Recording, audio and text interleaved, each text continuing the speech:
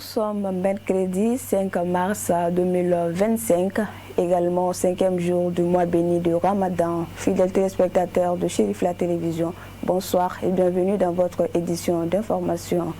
À l'entame, l'ONG Al-Farouk a procédé à une distribution de kits alimentaires dans le cadre de son opération Ramadan Sungalo Solidarité. Plus de 300 personnes démunies ont bénéficié de ce don de l'ONG Al-Farouk. La cérémonie de remise s'est déroulée ce mercredi 5 mars 2025 au siège de l'organisation. Le compte-rendu de Abdul Karim Sako et Nuhun Koni. La présente distribution des vivres est la 4e du genre que l'ONG Al-Farouk a organisée depuis le début du mois de Ramadan.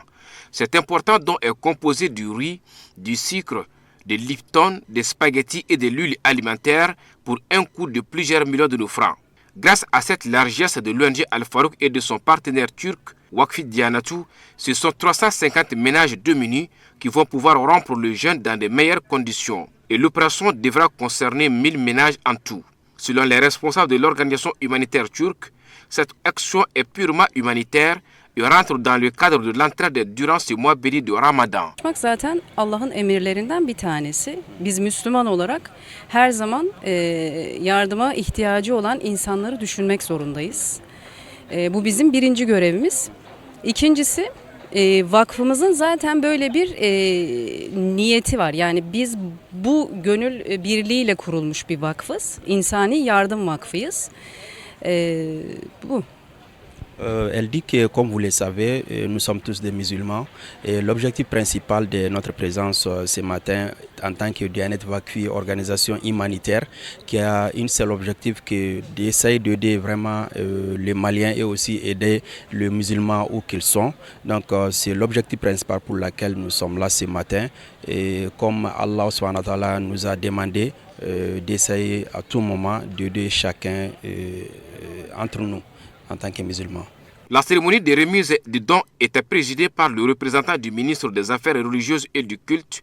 Ce dernier a, au nom du ministre, exprimé la reconnaissance des plus hautes autorités du Mali envers l'ONG Al-Farouk et ses partenaires pour toutes les actions de bienfaisance à l'endroit des populations maliennes. Je suis très content de présider cette cérémonie de remise des dons aux nécessités au nom du ministre des Affaires religieuses, du culte et des coutumes. Je remercie l'ONG Al-Farouk, je remercie également son partenaire qui est ONG Dianatou et pour tout ce qu'ils font et pour assister les musulmans, sinon la communauté musulmane dans cette période très difficile. Et le gouvernement, à travers notre ministère, l'accompagne et encourage et dans ce sens-là. L'appel que nous avons à lancer, ça c'est à l'adresse de toutes les ONG, de travailler avec les autorités sur place et pour que les dons et qu'ils les reçoivent et puissent aller au bon port. C'est ça l'objectif qui est recherché et venir à l'assistance des pauvres et dans notre pays. C'est ça le plus grand souhait de notre ministère. À noter que d'autres remises de vivres auront lieu à Koulikoro, à Dar Salam, à Niambali, ainsi que plusieurs ruptures collectives au programme. La cérémonie s'est achevée par la remise symbolique des vivres, puis la photo de famille.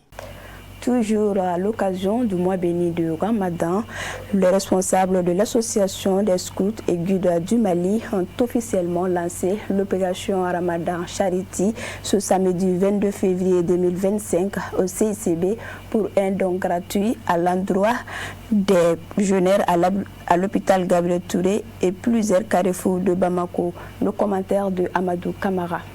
Pour la 10e année consécutive, l'Association des scouts et guides du Mali s'engage dans la distribution gratuite de repas de rupture à l'endroit des jeûneurs qui ont du mal à arriver à la maison bien avant la rupture, mais aussi à des malades et leurs accompagnateurs de l'hôpital Gabriel Touré. C'est là dans le cadre de l'opération Ramadan Charity.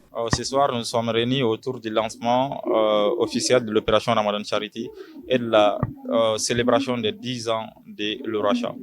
L'opération Ramadan, d'abord, consiste à donner la rupture du jeûne à plus de 5000 personnes chaque jour dans les hôpitaux et dans la circulation routière. Chaque année, cette activité mobilise plus de 500 bénévoles et dans 30 localités à Bamako aussi bien que dans les régions. Nous sommes à la 10e édition. Cette année fera la 10e édition. C'est pourquoi nous avons décidé d'organiser cette grande activité pour non seulement informer les gens, mais aussi solliciter leur appui et leur soutien par rapport à notre nouvelle aventure. Constituée de jeunes dynamiques, femmes et hommes, l'association des scouts et guides du Mali continue son opération Ramadan Charity pour aider les fidèles musulmans pendant les mois sacrés. Comme je l'ai rappelé dans la salle, l'opération Ramadan Charity, notre prévision cette année à nous, c'est plus de 18 000 sachets d'eau. Nous consommons à travers l'entrepreneuriat social, nous voulons devenir des producteurs, c'est-à-dire nous produisons ce que nous consommons. Dans un premier temps, nous allons commencer par la production d'eau et ensuite nous allons élargir au bon moment cette production aux autres denrées alimentaires qui sont consommées tout au cours du mois de Ramadan. Et pour dire que on ne va pas demander aux gens de nous donner les choses, mais nous allons leur demander d'acheter ce que nous produisons. Et ça sera une manière pour eux de contribuer au développement de notre initiative, de leur initiative qui est l'opération Ramadan Charity. L'objectif de ce don de rupture est d'offrir aux jeunes des kits de rupture au bord des routes et aux patients et leurs accompagnateurs de l'hôpital Gabriel Touré. C'est encore une fois de plus pour dire et témoigner devant l'opinion nationale et internationale comme quoi, avec l'appui des scouts, nous, au service social de Gabriel Touré, nous sommes très réconfortés et nous sommes très sollicités eu égard au nombre de patients hospitalisés qui traversent des situations très difficiles, surtout pendant des moments de Ramadan.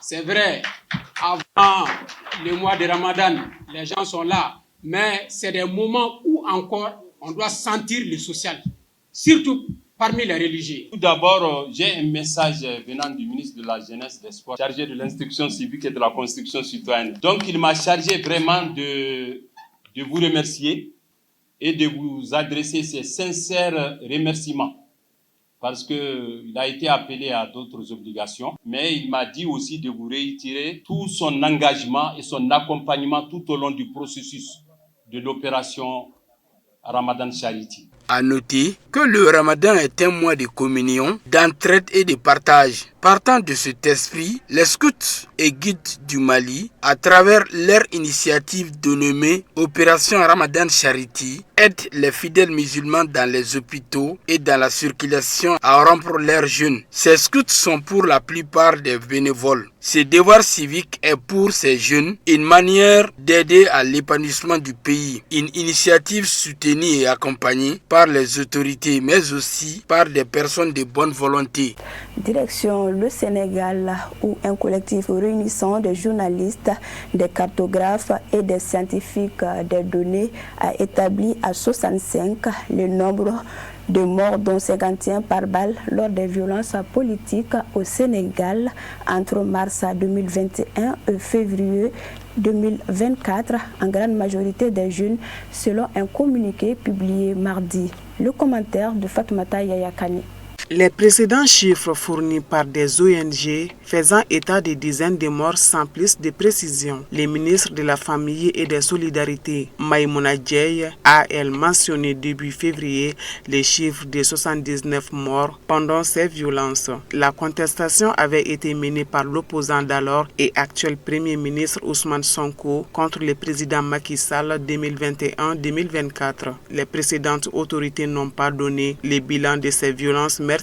Un lien sûr et direct a été établi avec les familles des victimes afin d'authentifier chaque décès. Pour chaque cas, au moins un journaliste a été chargé de la documentation, examinant certificats d'autopsie, photos et vidéos, ainsi que témoignages des proches, des témoins oculaires et du personnel médical. Un maillage complet du territoire national a été réalisé sur ces événements lors desquels des dizaines d'autres citoyens ont été tués par les forces de défense et de sécurité FDS, indique le collectif, qui dit se tenir aux côtés des familles endeuillées qui attendent toujours justice. Le document est publié à l'occasion de l'anniversaire de la mort de la première victime un élève de 20 ans, le 4 mars 2021 à Biona Sud. Le Premier ministre a annoncé le 27 décembre que son gouvernement déposerait un projet pour abroger la loi d'amnistie couvrant ces violences à l'initiative de l'ex-président Sall et avant le scrutin présidentiel ayant conduit fin mars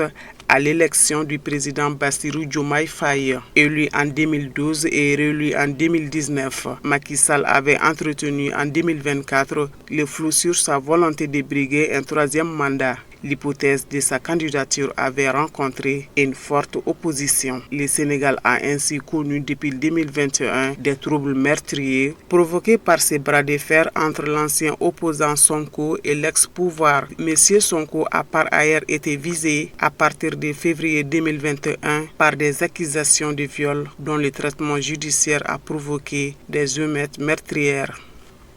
9 soldats béninois ont été blessés lundi 3 mars 2025 dans une attaque à l'engin explosif improvisé survenu à Tanoungou, une localité de la commune de Tangueta, département de l'Atakura. L'explosion qui a visé une unité des forces armées béninoises a endommagé un véhicule blindé et un véhicule spécial conçu pour absorber les impacts d'explosifs. Commentaire Samaïra Sanogo. L'armée béninoise a subi une nouvelle attaque dans la partie septentrionale du pays. Selon des sources militaires, l'attaque a eu lieu lors d'une mission de sécurisation menée dans la zone de Tanougou. Une mine en feu sur la route a explosé au passage du convoi militaire, endommageant gravement les véhicules et blessant plusieurs soldats. Grâce au véhicule spécial conçu pour résister aux explosions, l'impact de l'attaque a été minimisé, évitant ainsi un bilan humain plus lourd. Cet équipement destiné à protéger les troupes des engins explosifs improvisés a joué un rôle déterminant dans la préservation des vies des militaires. Selon des informations relayées par le site d'information banuto.bj, 9 soldats ont été touchés par l'explosion, dont 2 souffrant de fractures nécessitant une intervention chirurgicale. Ils ont été rapidement évacués par hélicoptère vers des structures médicales adaptées. Selon des sources officielles, aucun pronostic vital n'est engagé. Cette attaque s'inscrit dans un contexte sécuritaire préoccupant au nord du Bénin, où les incursions de groupes armés en provenance notamment du Burkina Faso voisin se multiplient. Ces groupes utilisent régulièrement des engins explosifs improvisés pour freiner les opérations militaires et instaurer un climat de peur dans les zones frontalières. Face à cette montée des menaces, les forces armées béninoises renforcent leurs dispositifs sécuritaires dans la région avec l'appui d'équipements spécialisés et de nouvelles stratégies de riposte. L'attentat de Tangueta soulève néanmoins la question de l'adaptation continue des forces de défense face à ces tactiques asymétriques. Après l'attaque de janvier qui a coûté la vie à au moins 28 soldats béninois, des individus armés non identifiés s'en sont une nouvelle fois pris aux forces de défense et de sécurité béninoises le 15 février. Dans cette attaque qui a coûté la vie à 6 soldats béninois, 17 assaillants y ont laissé leur peau. Voyons à présent ce qui fait l'essentiel de l'actualité hors de nos frontières avec Moussa Fomba.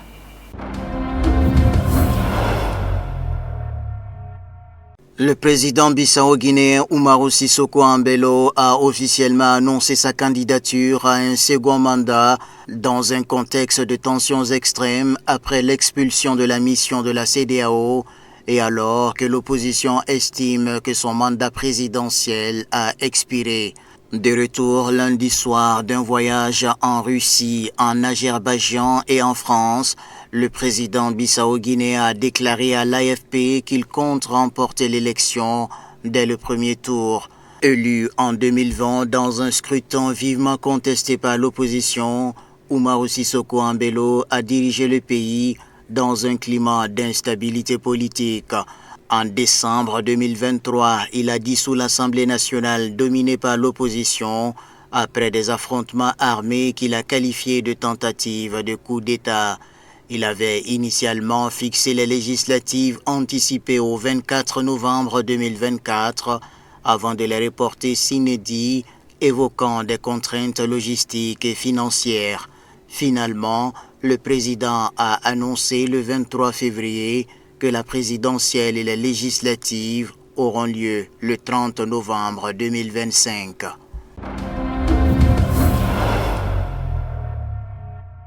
Kigali demande à Londres de payer le solde manquant de l'accord controversé sur l'envoi au Rwanda de migrants arrivés illégalement au Royaume-Uni.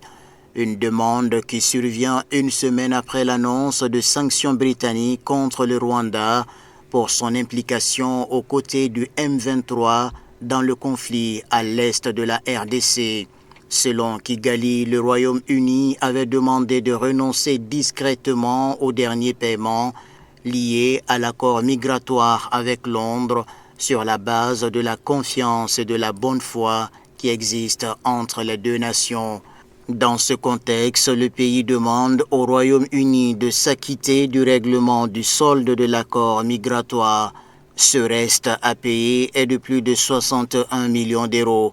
Avant l'abandon du projet controversé en juillet 2024, près de 280 millions d'euros avaient déjà été versés par Londres à Kigali, sans qu'un seul migrant n'arrive sur le territoire rwandais sous cet accord.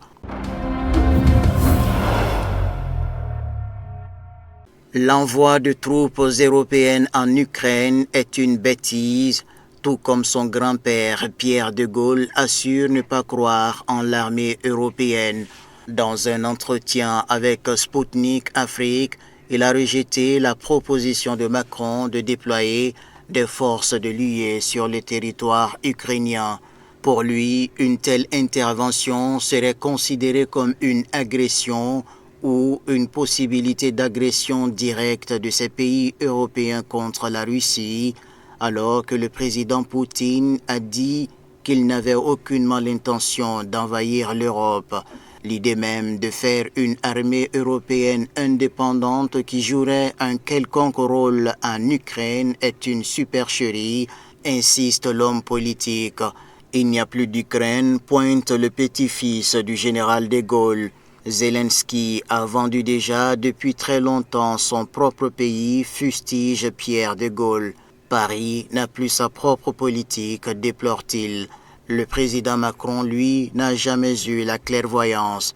C'est une politique extrêmement ambiguë où elle change en fonction des circonstances, ajoute-t-il.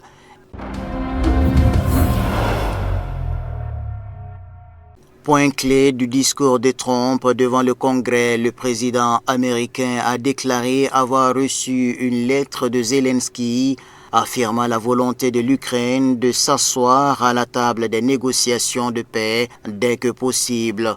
Il a évoqué des signaux puissants de la part de la Russie, indiquant une volonté de négocier la paix en Ukraine.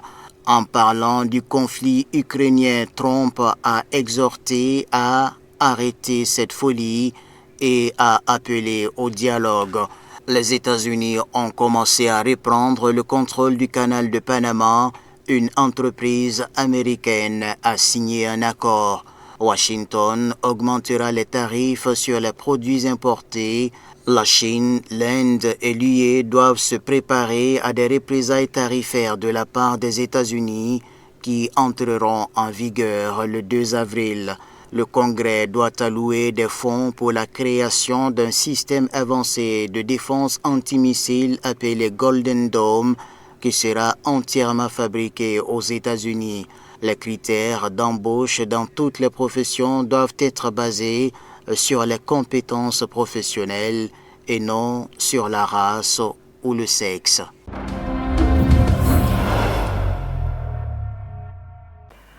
Et c'est la fin de cette édition. Merci à vous de l'avoir suivi. Bonne suite de nos programmes sur Chérif la Télévision. Bonne soirée.